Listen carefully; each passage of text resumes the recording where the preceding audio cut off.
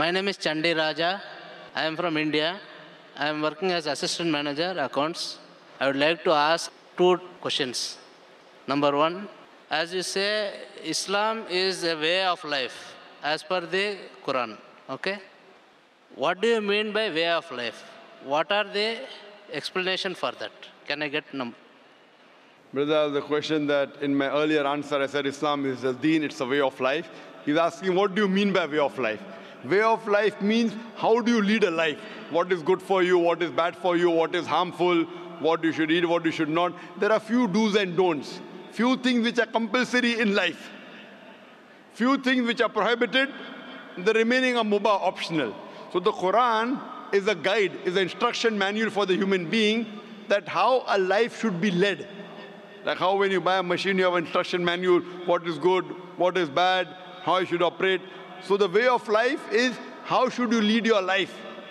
And what are the good things that you should not rob, you should not cheat, you should be truthful, you should pray to Almighty God, you should give charity to the poor. All these are instructions.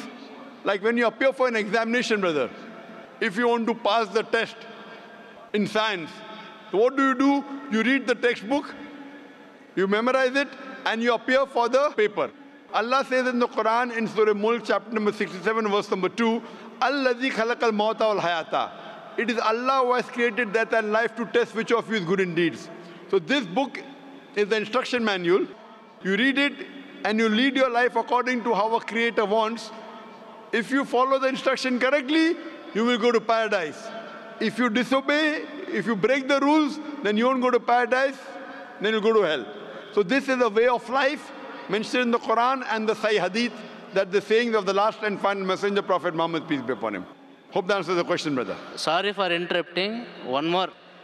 Suppose, as you said, that it is the way of life. But following the way of life, as is said in the Quran, there are a lot of hurdles which we have to come across in each and every day of life. Could you explain me? Brother said that following the way of life, many hurdles will come. Brother, by my education, I'm a medical doctor. To pass my degree, Bachelor's of Medicine, you know, when you pass BA degree, the test is easy. But when you pass BA, you become only a graduate.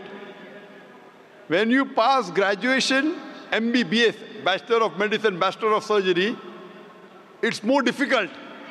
We have to study for 18 hours a day, sleep less. But once you pass, you get a better honor, doctor, DR in front of your name.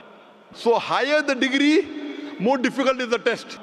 So this Quran shows you a way of life. Once you pass this test, you go to Jannah, you go to paradise. Hurdles are bound to come. When you sit for an examination, there are bound to be some questions which are difficult.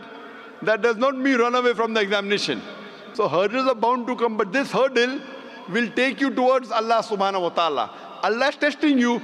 If there are no hurdles, then where is the test? If there are no hurdles, brother, in life, then where is the test? As I mentioned earlier, Almighty God has created life and death to test which of you is good in deeds. If there are no hurdles, then where is the test? Allah wants to test you whether you follow His commandments or not. So this life, brother, is a test for the hereafter. Unless there are hurdles, how will you be tested? You can't say, I want to appear for an examination, I don't want to study, I don't want to read anything, and I want to pass. How can you pass? Hope that answers the question, brother.